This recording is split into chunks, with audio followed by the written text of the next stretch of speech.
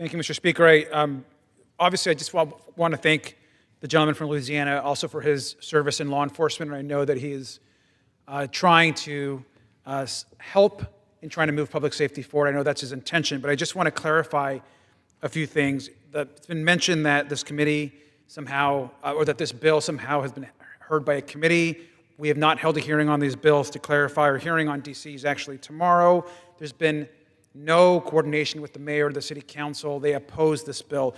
And I do want to clarify, it's been mentioned a few times when we've debated this bill, that there's somehow 14 criteria that officers have to consider before engaging in a pursuit. The law is very clear. The suspect must have committed or attempted a crime of violence or pose an imminent threat of death or seriously bodily harm.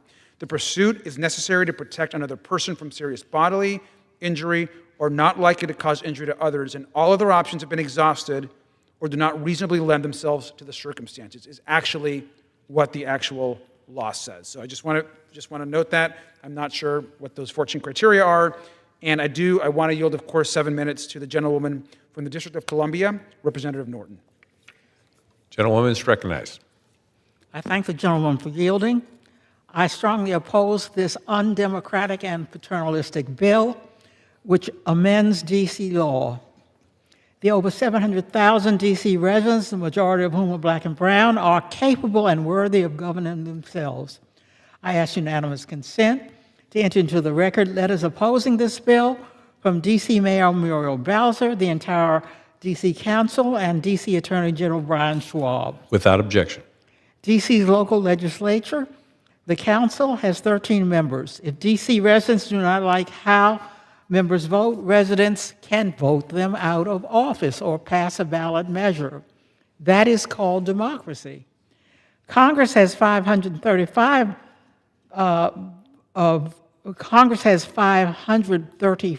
voting members. None are elected by D.C. residents.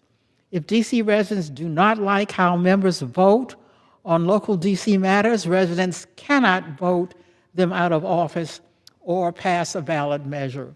This is the antithesis of democracy. The substance of this bill is irrelevant since there is never justification for Congress to legislate on local D.C. matters. Nevertheless, I will discuss it. Vehicular pursuits by police officers are inherently dangerous, not just for officers and suspects, but for bystanders too. And often there are other options to detain a suspect. D.C. permits vehicular pursuits, but it imposes limitations on them.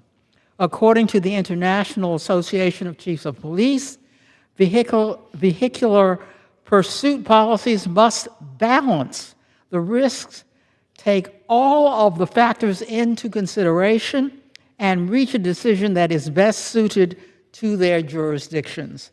Unlike D.C., 2% of local police departments prohibit vehicular pursuits altogether. The sponsor of this bill, who is from Louisiana, thinks he knows better than D.C. how to strike the proper balance in D.C.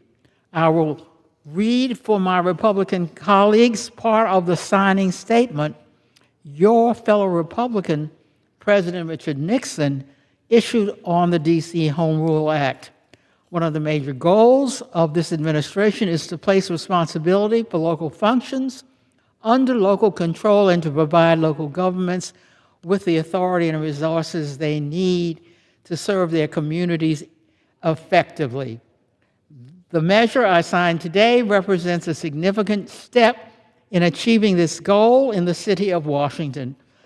I will give the people of the District of Columbia the right to elect their own local officials and to govern themselves in local affairs.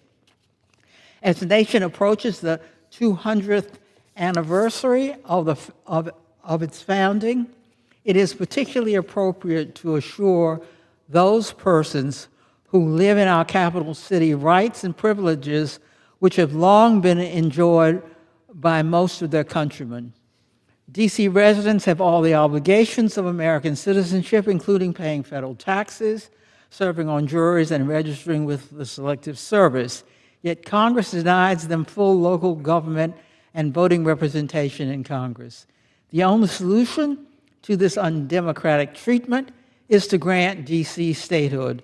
I ask unanimous consent to enter into the record a letter explaining why D.C. statehood is constitutional Without from objection. leading constitutional scholars, including Larry Tribe. Without objection. D.C. statehood, the D.C. statehood bill, H.R. 51, the Washington, D.C. Admission Act, grants D.C. residents full local self-government and voting representation in Congress.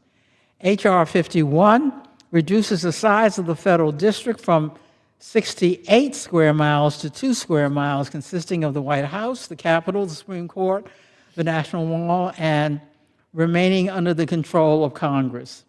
The new state consists of the residential and commercial areas of D.C. The new state has a larger population than 2 states, pays more federal taxes per capita than any state, and pays more local federal taxes than 21 states. I urge members to vote no on the D.C. Policing Protection Act. Keep their hands off D.C. and free D.C., and I yield back.